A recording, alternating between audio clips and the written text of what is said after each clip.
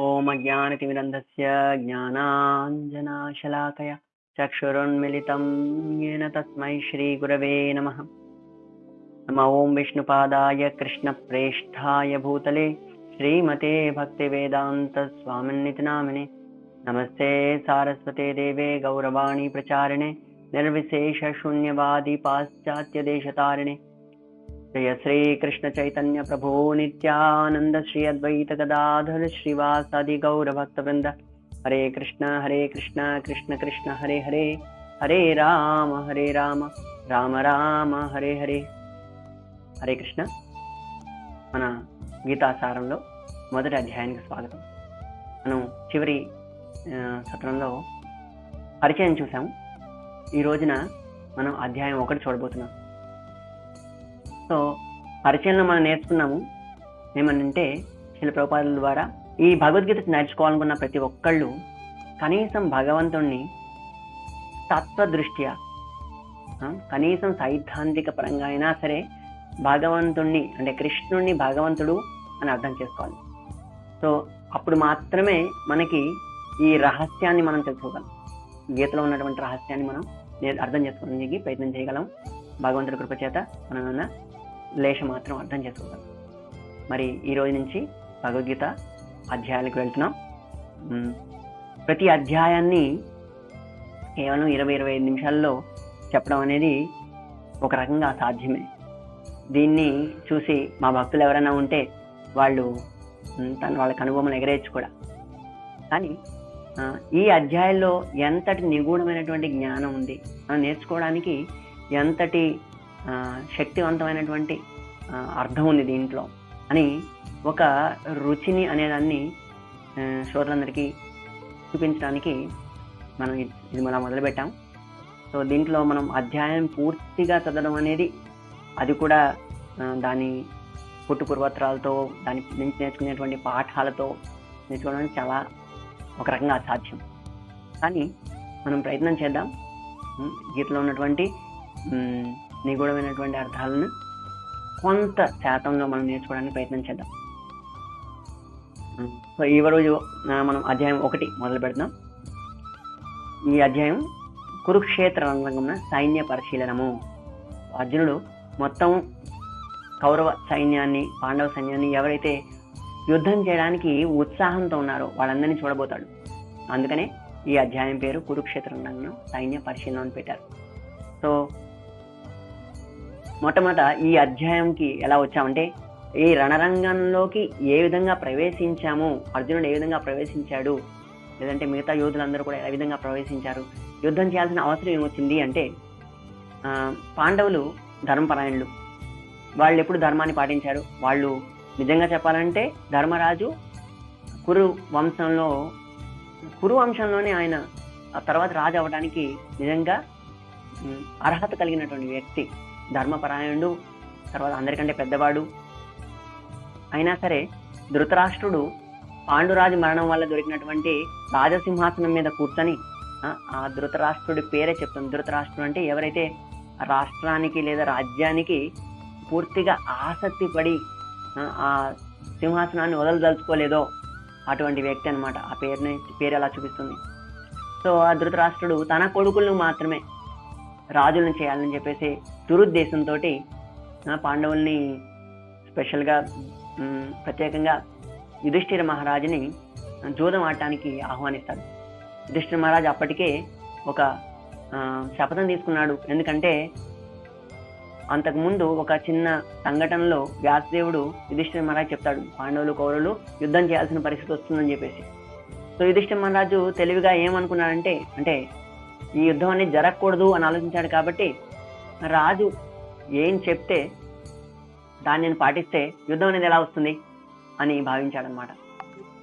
కానీ ఏదైతే రావాల్సిందో అది తప్పనిసరిగా వస్తుంది.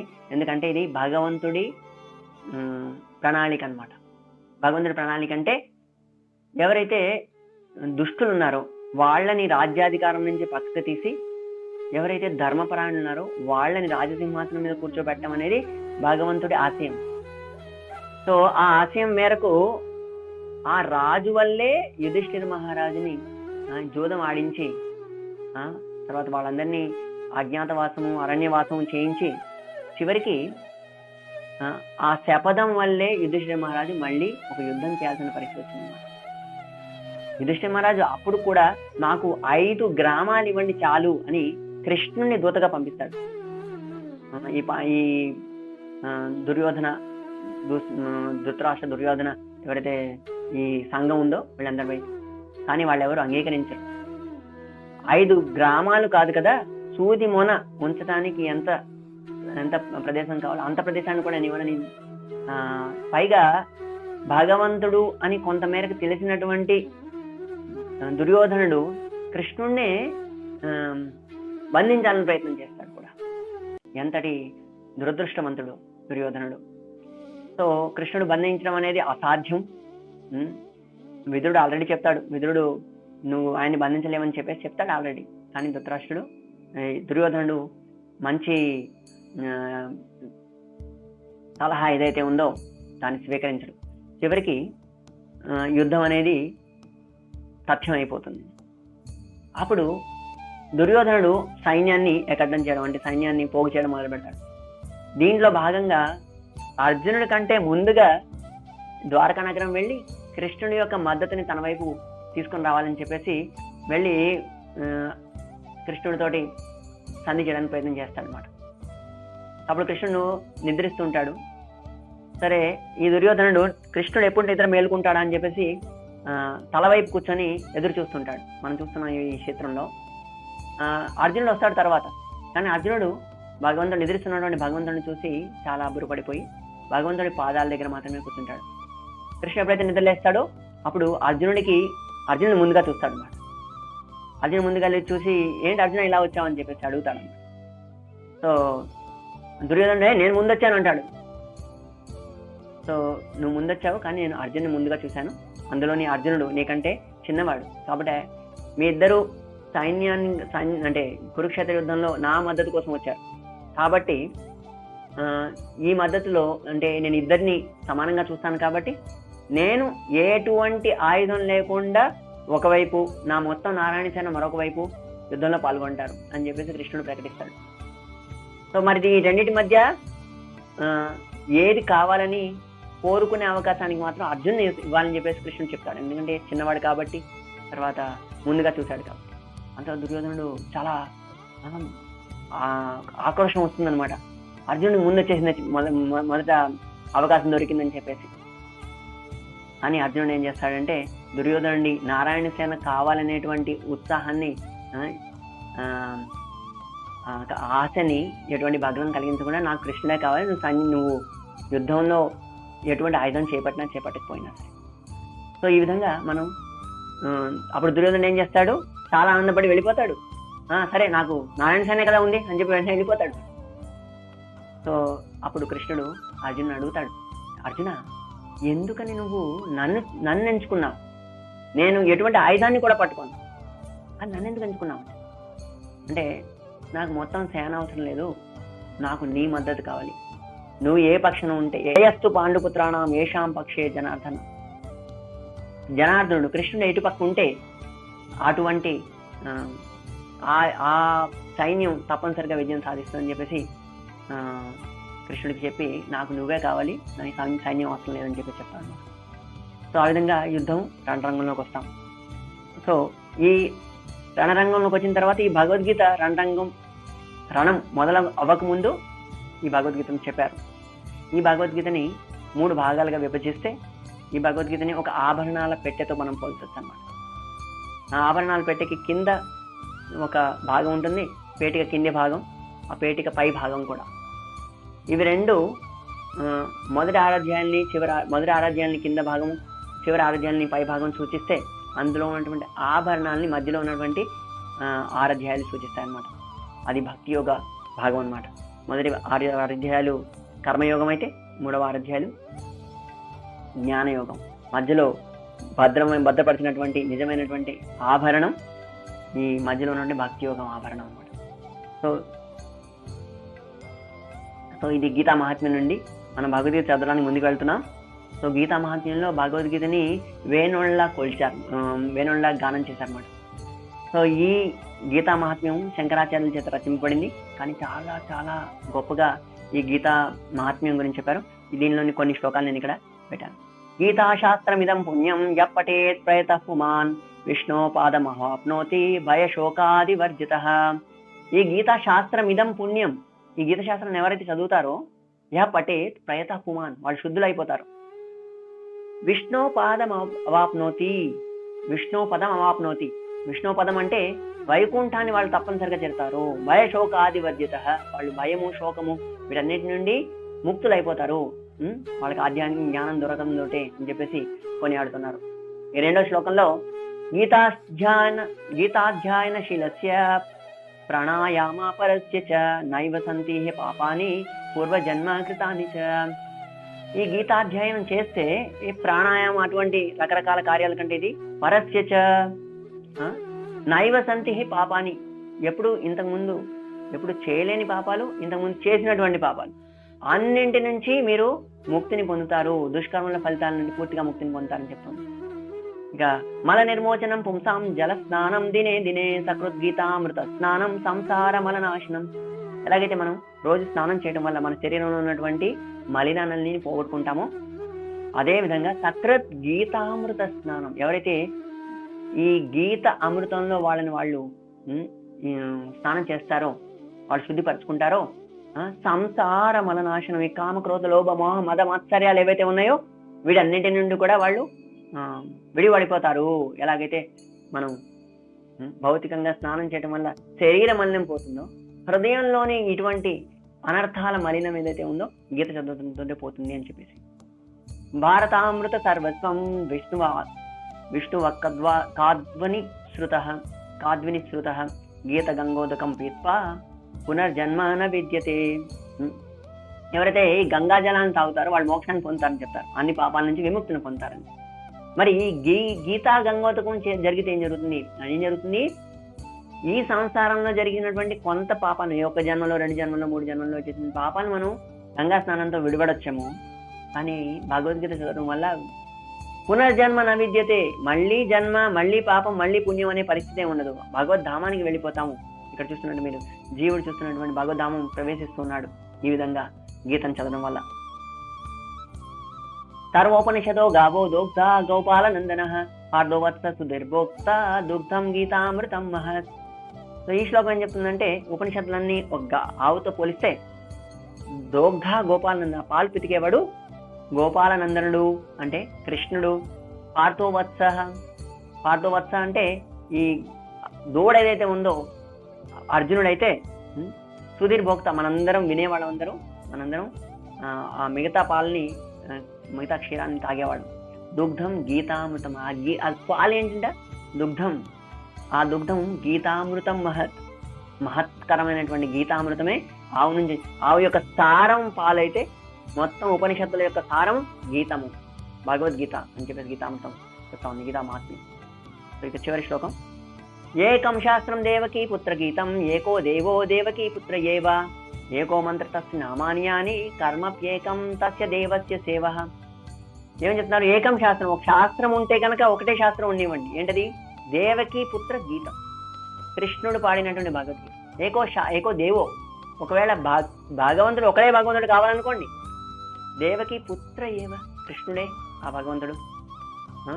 ఏకో మంత్రస్తస్య నామాని అని, మంత్రం ఒకటే కావాలనుకోండి, హరే కృష్ణ మహామంత్రం, ఆయన యొక్క నామాలే, అంతకు మించినటువంటి మంత్రమే లేదట.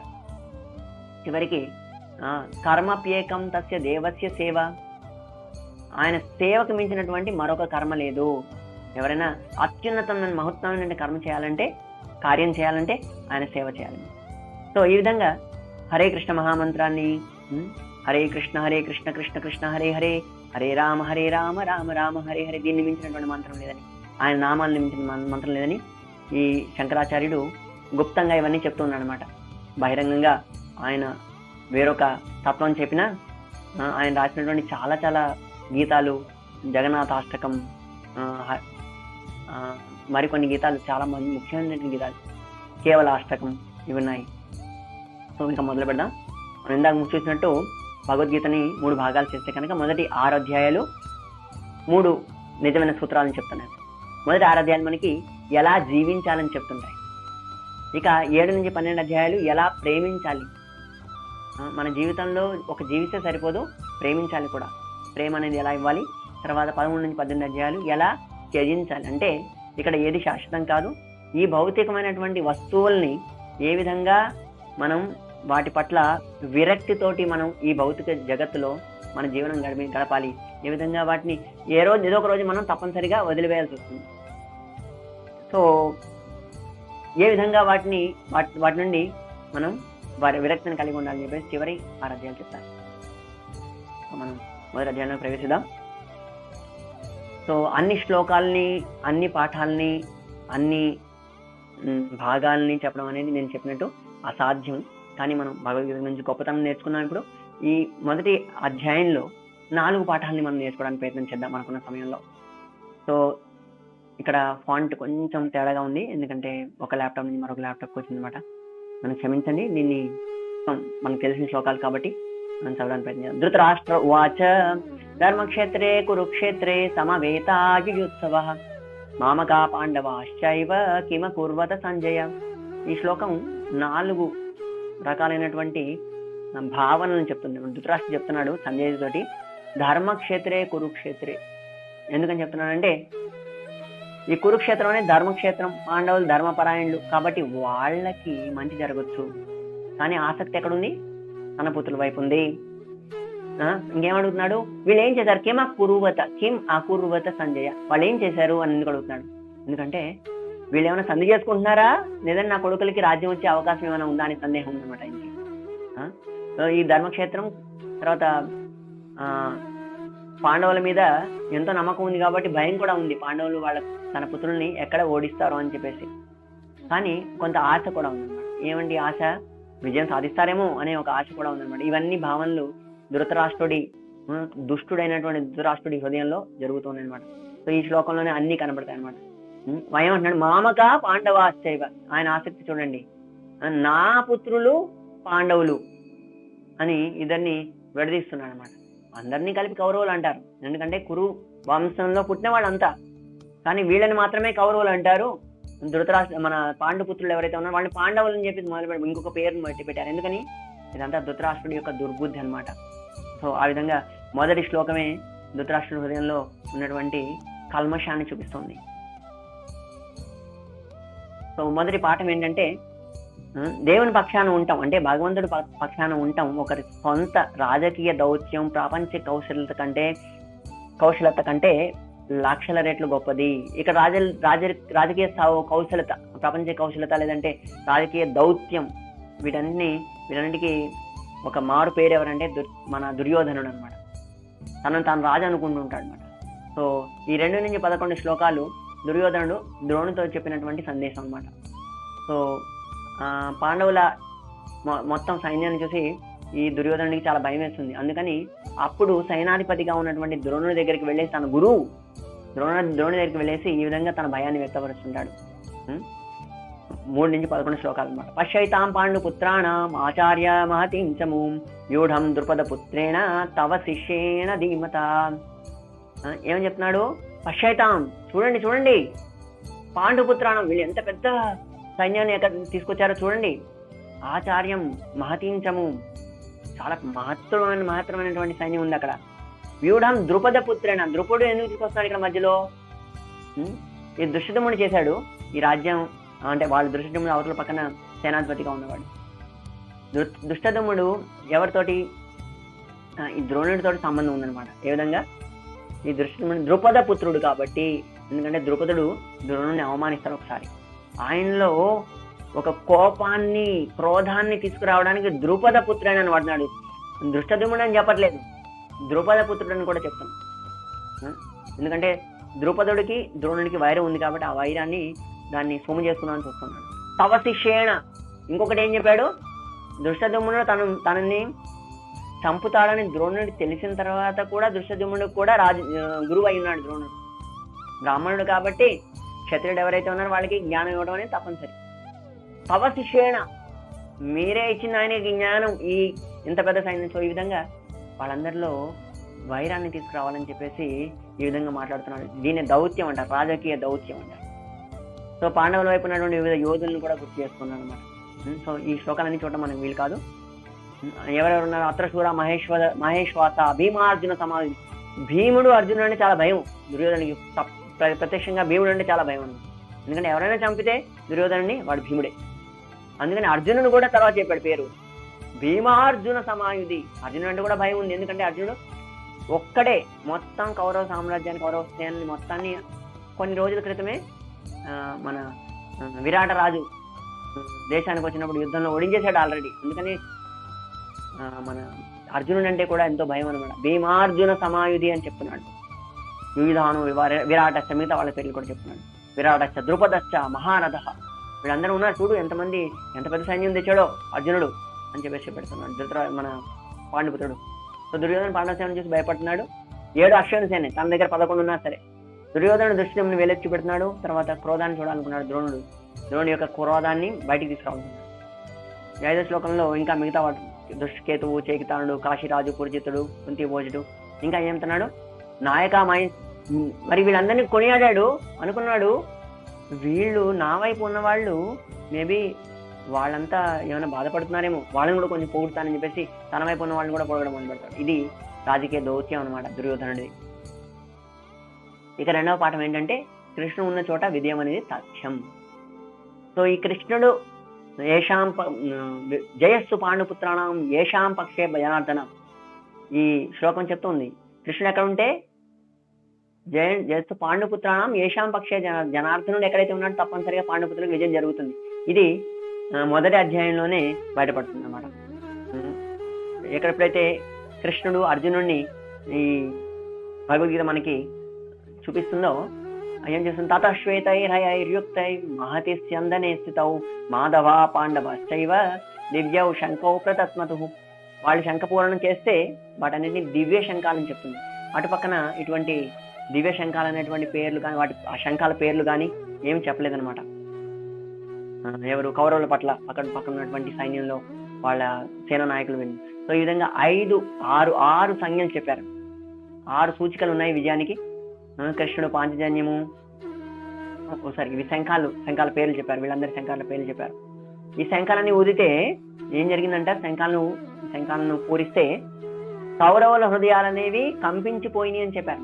ఇది కూడా ఒక పాండవుల యుద్ధంలో విజయం కోసం ఒక చిహ్నం అనమాట. ఇంకా ఏం చెప్పారంటే కపిధ్వజుడు గురించి చెప్పారు. మరొకటి ఏంటంటే జనార్దనుడు స్వయంగా ఉన్నాడు. కపిధ్వజుడు, అర్జునుడి జెండా మీద కపిధ్వజుడు ఉన్నాడని చెప్పేసి ఇది కూడా మరొక చిహ్నం అనమాట. సో ఈ విధంగా చాలా చిహ్నాలు పాండవుల విజయాన్ని సూచిస్తూ ఉన్నాయి. మాధవ అనేది కూడా అక్కడ వాడినటువంటి పదం. మాధవ అంటే స్వయంగా లక్ష్మికి భర్త. మాధవుడు అంటే లక్ష్మి అంటే విజయలక్ష్మి ప్రాప్తిస్తుంది తప్పనిసరిగా. ఈ విధంగా చాలా చాలా సూచికలు ఉన్నాయి. ఇంకా తర్వాత 3వ పాఠానికి వస్తే కృష్ణ భక్తుడు గొప్ప వీరుడైన అర్జునుడు పోరాటాన్ని నిరాకరించి విలుని వదిలేస్తాడు. సో ఇది మరొక సెక్షన్ అనమాట ఈ భగవద్గీతలో. సో ఆ విల్లుని బాణాలని వదిలేశాడు. ఎందుకు వదిలేశాడు? యుద్ధానికి సన్నద్ధమై 13 సంవత్సరాలు 12 సంవత్సరాలు వనవాసము, మరొక అజ్ఞాతవాస సంవత్సరము, ఇన్నాళ్ళు వాళ్ళ రక్తాలు ఉడికిపోయినాయి. ఏమని?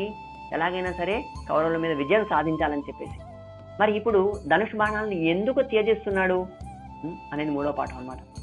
సో ఏం చేస్తాడంటే యుద్ధానికి ముందు అర్జునుడు ఏం చేస్తాడంటే కృష్ణుడిని ఒక చిన్న సహాయం చేయమని అడుగుతాడు. ఏమంటే నేను యుద్ధంలో ఎవరెవరు పాల్గొనడానికి వచ్చారో అంత ఉత్సాహంతో వచ్చారు కదా వీళ్ళందరినీ ఒకసారి చూడదలుచుకున్నాను. నా రథాన్ని సేనోభ్యోర మధ్య రథం స్థాపయమే అచ్యుత అని చెప్పి అడుగుతాడు అనమాట. అచ్యుత రెండు సేనల మధ్య నా రథాన్ని నిలుపు, నేను చూస్తా అనుకున్నాను ఎవరెవరు ఉత్సాహంతో వచ్చారు, చనిపోవడానికి ఉత్సాహంతో వచ్చారు అని చూడదలుచుకున్నాడు. కానీ తన కళ్ళతో తాను చూస్తున్నాడు కాబట్టి తప్పనిసరిగా అర్జునుడు మోహితుడికి గురవుతాడని చెప్పేసి కృష్ణుడు ఒక మందహాసంతో అర్జునుడిని తీసుకెళ్తాడు వీళ్ళందరినీ చూపించడం కోసం. సో చూసిన తర్వాత అంటే తన కళ్ళతో చూస్తున్నాడు కాబట్టి భౌతికమైనటువంటి దృష్టితో చూడటం వల్ల తప్పనిసరిగా తన క్రోధాన్ని పక్కన పెట్టేసి వాళ్ళందరి పట్ల ఉన్నటువంటి ప్రేమని వ్యక్తం చేస్తాడనమాట. వాళ్ళందరి మధ్య ఉన్నటువంటి కంపాషన్ అంటే కరుణని వ్యక్తం చేస్తాడు. వీళ్ళందరూ చనిపోతున్నాను నా చేతిలో, దీనికంటే అడవులకు వెళ్ళిపోవడం నయం అని చెప్పేసి చేస్తాడు. సో ఇవన్నీ కూడా అచ్యుత అంటే నువ్వు చ్యుతి లేని వాడివి, అంటే కృష్ణుడు ఎప్పుడు తన స్థానం నుంచి భ్రష్టం కాడనమాట. ఆ విధంగా అందుకు పిలుస్తున్నాడు. తను ఇంకా ఏమని చెప్పాడంటే, నేను భక్తుడిని, నువ్వు భక్తుడిని కాపాడడంలో ఎప్పుడు విఫలుడు కూడా కాదు, అందుకని అచ్యుతుడు అని పిలిచాడనమాట. సో కృష్ణుడికి ఎప్పుడు ఆయన రథ సారథి అయినా సరే తన దివ్య స్థితి ఎప్పుడు భంగం కాదని కూడా చూపిస్తుంది అనమాట. సో దీంట్లో ఈ ఇద్దరి మధ్య సంబంధం ఏదైతే ఉందో చాలా నికటమైనటువంటి సంబంధం అనమాట అర్జునుడికి కృష్ణుడికి మధ్య. ఎందుకంటే అర్జునుడు ఎప్పుడు మనం ఈ భగవద్గీత ముగిసేటప్పుడు చూడొచ్చు, ముగిసే సమయానికి మనం చూడొచ్చు, ఏమర్థం చేసుకోవచ్చు అంటే ఈ భగవద్గీత ఏం చెప్తుందంటే భక్తుడు అనేవాడు ఎప్పుడు కూడా భగవంతుని నిరంతరాయంగా తన సేవను అర్పించాలని ప్రయత్నం చేస్తుంటాడు. అలాగే భగవంతుడు కూడా తన భక్తుడికి సేవ అందించాలని కోరుకుంటుంటాడు. వీళ్ళిద్దరి మధ్య అవినాభావ సంబంధం ఏదైతే ఉందో ఆ సంబంధాన్ని మధ్యలో ఉన్నటువంటి శ్లోకాలు చూపిస్తాయి అనమాట. వాళ్ళిద్దరి మధ్య ఉన్నటువంటి సంభాషణ జరుగుతుంది. సో ఇది 27వ శ్లోకం. తాన్ సమీక్ష కౌంతేయ సర్వాన్ బంధూ వనస్థాన్ కృపయా పరావిష్టో విషీదంతం ఇదం అబ్రవీత్. సో వీళ్ళందరినీ చూసిన తర్వాత అర్జునుడు ఏం చెప్తున్నాడు, ఈ విధంగా చెప్తున్నాడు అనమాట. కలవరపడతాడు. ఎందుకని కలవరపడతాడు? భౌతికమైన దృష్టితోటి, తన శారీరకమైనటువంటి సంబంధంతో వీళ్ళందరినీ చూస్తున్నాడు కాబట్టి అర్జునుడు తప్పనిసరిగా ఈ విధంగా కలవరపడతాడు. సో అర్జునుడు నేను ఇక యుద్ధం చేయలేను అని చెప్పడానికి 4 కారణాలు చెప్తాడు. ఈ 4 కారణాలు మనం మళ్ళీ గీతని పూర్తి అధ్యయనం చదివినప్పుడు తప్పనిసరిగా వీటిని మనం లోతుగా వీటిని అధ్యయనం చేస్తాం. ఈ 11వ అధ్యాయం 11 నుంచి 30 శ్లోకాలు ఏవైతే ఉన్నాయో, ఇది మొదటి అధ్యాయంలో 28 నుంచి 30 శ్లోకాలు ఏవైతే ఉందో, తను వీళ్ళందరూ తాతలు తండ్రులు వీళ్ళందరినీ ఏ విధంగా నేను హతం చేయాలి, వాళ్ళని ఎలా హతం చేయగలను అనేటువంటి ప్రేమను చూపిస్తాడు. తర్వాత 31 నుంచి 35 శ్లోకాల్లో వీళ్ళని విజయం పొందితే, వీళ్ళ మీద విజయం పొందితే నా కుటుంబం మొత్తం నాశనం అయిపోతుంది, నా కుటుంబం లేకుండా నేనేలా ఆనందపడగలను అనే రెండో ప్రశ్న, అంటే రెండో సందేహం అనమాట. ఈ సందేహం వల్ల కూడా తను యుద్ధ చేయదలుచుకోవడం అనమాట. అంటే ఇప్పుడు నేను యుద్ధం చేశాను, నా కుటుంబం అంతా చనిపోతుంది, అప్పుడు దానివల్ల నేనెలా ఆనందంగా ఉండగలను అనేది రెండో ప్రశ్న. ఇక మూడో ప్రశ్న వచ్చేసి 36 నుంచి 38 శ్లోకాల్లో, మరి నా కుటుంబ సభ్యుల్ని కనుక నేను హతం చేస్తే నాకు తప్పనిసరిగా పాపం తగులుతుంది, ఇది ఇంతకంటే పెద్ద పాపం ఏమైనా ఉంటుందా, దానికి ప్రతిఫలం వస్తుంది, నాకు పాపానికి ఫలం వస్తుంది అని చెప్పేసి అప్పుడు నేను ఆనందంగా ఎలా ఉండగలను అని అడుగుతున్నాడు. ఇక 39 43 శ్లోకాల్లో, నేను వీళ్ళందరినీ హతం చేస్తే వీళ్ళ కుటుంబంలో నుండి వంశపారంపరంగా వచ్చినటువంటి ఏదైతే రీతి రివాజులు ఉంటాయి ఇవన్నీ కూడా భగ్నం కలుగుతాయి అని చెప్తున్నాడు అనమాట. ఎప్పుడైతే అవి భగ్నం అవుతాయో, ఎప్పుడైతే భగ్నం అవుతాయో దానికి అలా భగ్నం అవటం వల్ల ఏం జరుగుతుందని కూడా కృష్ణుడు చెప్తాడు, అర్జునుడు చెప్తాడు అన్నమాట. ఈ విధంగా ఏ విధంగా ఈ యుద్ధం చేయడం వల్ల ఎటువంటి లాభము లేదు అని అర్థశాస్త్రం నుంచి అర్జునుడు ఇవన్నీ వివరిస్తుంటాడు. అర్థశాస్త్రం అంటే వీటిని శాస్త్రోక్తంగా చెప్తాడు, కానీ అర్థశాస్త్రం కంటే ధర్మశాస్త్రం ఉన్నతమైంది. ఆ ధర్మశాస్త్రం నుంచి కృష్ణుడు 2వ అధ్యాయంలో వీటన్నిటికీ సమాధానం ఇస్తాడు. చాలా చాలా చాలా విలువైనటువంటి సమాధానం ఇస్తాడు అన్నమాట. ఏ విధంగా అర్జునుడు తను చెప్పినటువంటి కారణాలను నిజంగా కనిపించవచ్చు మనకి. ఇవి 4 కాకుండా 5వ కారణాన్ని 2వ అధ్యాయంలో కూడా చెప్తాడు అన్నమాట. 5వ కారణాన్ని వీటన్నింటినీ చూసిన తర్వాత అర్జునుడు ఇంత శాస్త్రోక్తంగా చెప్తున్నాడు, అందుకని యుద్ధం చేయడం అనేది సమంజసం కాదు అని మనందరూ కూడా అనిపించవచ్చు. కానీ వీటిని మించినటువంటి ధర్మశాస్త్రం నుంచే కృష్ణుడు చెప్పినటువంటి వాక్యాలు వింటే అర్జునుడు తప్పనిసరిగా యుద్ధం చేయాల్సిందే అనేటువంటి ఒక సారానికి మనం అర్థం చేసుకుంటాం అన్నమాట. వాటన్నిటిని కూడా ఏ విధంగా శాస్త్రీయంగా ఈ కారణాలు ఏవైతే ఉన్నాయో ఆ కారణాలని కృష్ణుడు 2వ అధ్యాయంలో వివరిస్తాడు. మనం వాటిని కూడా చూస్తాం. 11 నుంచి 30, 31 నుంచి 37, 38 నుంచి 37, 33 నుంచి 33, 38, 37 ఈ శ్లోకాల్లో. తర్వాత 3వ అధ్యాయంలో కూడా ఈ కుటుంబ ఆచారాల నాశనం జరగడం గురించి చెప్తాడు కృష్ణుడు. 2వ అధ్యాయంలో తప్పనిసరిగా చెప్తాడు 2 శ్లోకాల్లో. ఇక 2వ అధ్యాయంలో మొదట్లో అర్జునుడు మరొక సంశయాన్ని, నేను నిర్ణయం అంటే చేయడం అనేది లాభమా నష్టమా అని నేను అర్థం చేసుకోలేకపోతున్నాను, కాబట్టి నాకు ఏదైనా సమాధానం ఇవ్వు అని చెప్పేసి అర్జునుడు, చాలా మంచి ఘట్టం అనమాట. ఈ 2వ అధ్యాయంలో అర్జునుడు కృష్ణుడి శరణాగతిని తీసుకుంటాడు అనమాట. సో